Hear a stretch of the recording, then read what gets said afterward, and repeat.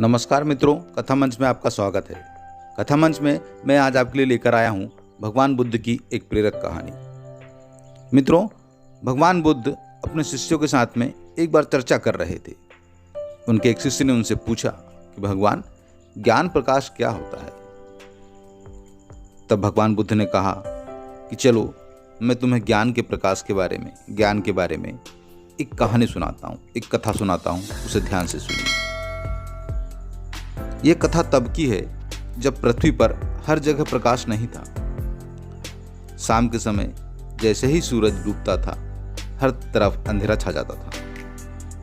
अग्नि नहीं थी तो शाम के बाद में चारों ओर अंधेरा ही अंधेरा हो जाता था। एक गांव के लोग सदैव अंधकार में ही रहते थे, लेकिन फिर भी उनके मन में अंधेरे को दूर करने की इच्छा थी।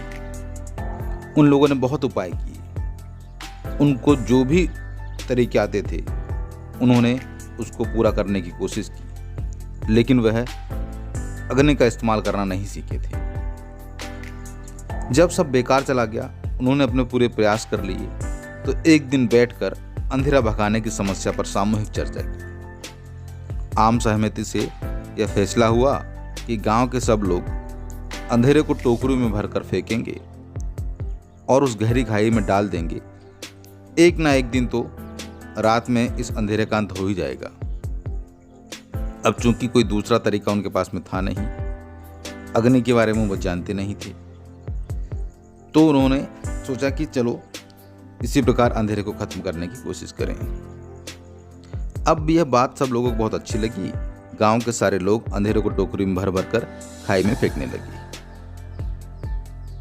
दिन, महीने, साल, युग बीत गए। पीढ़ी दर पीढ़ी लोग टोकरी भर भर कर अंधेरे को खाई में फेंकते रहे। उन्हें ही उम्मीद थी कि कभी ना कभी तो अंधेरा खत्म होगा, लेकिन ना तो अंधेरा खत्म हुआ और खाई भरी भी नहीं। लोग ऊब गए, हार गए। साल दर साल हर व्यक्ति अंधेरे को टोकरी में भरकर फेंकता रहा। अंधेरे को फेंकना एक प्रथा बन गई। फिर एक नई पीढ़ी आई। उसे यह रिवाज बिल्कुल निरर्थक लगा। उस पीढ़ी का एक नौजवान एक बार जंगलों में घूम रहा था। किसी तरह वह अपने गांव के दायरे से बहुत दूर चला गया और उसका संपर्क एक दूसरे गांव की युवती से हो गया। उस युवती के गांव के लोग अग्नि से परिचित थे, अग्नि का इस्तेमाल करना जानते थे।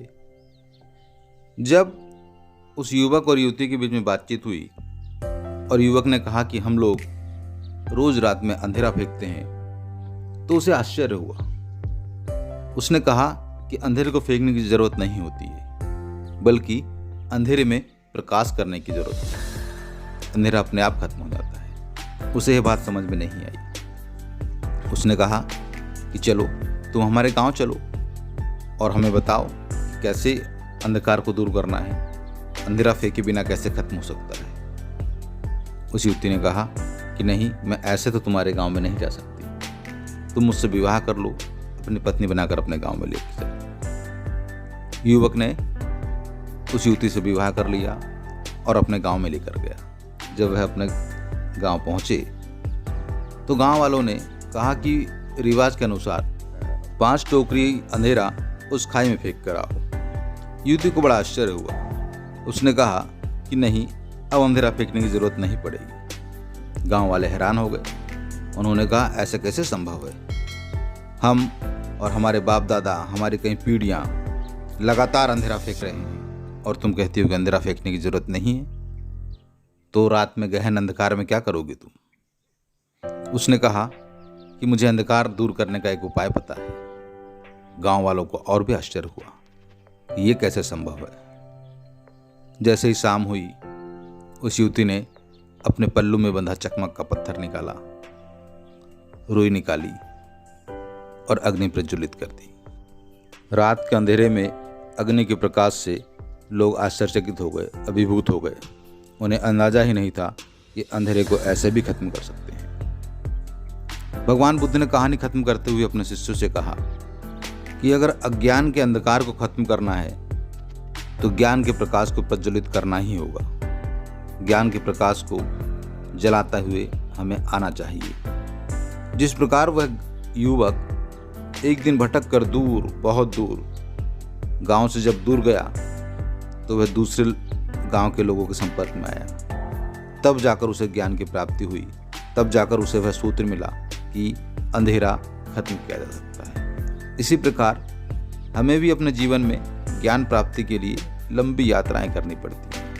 कठिन संघर्ष करना पड़ता है, श्रम करना पड़ता है, सब्र करना पड़ता है, तब जाकर हमें ज्ञान की प्राप्ति होती है।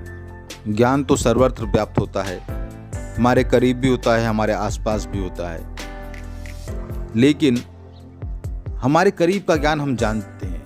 अगर हमें कुछ अद्भुत ज्ञान की ज़रूरत है, कुछ अलौकिक, कुछ आध्यात्मिक ज्ञान की ज़रूरत है, तो हमें ना सिर्फ हमारे मन के बहुत गहरे तक जाना होगा, बल्कि दुनिया को भी बहुत गहराई से समझना होगा, तब जाकर वह ज्ञान प्राप्त होता है।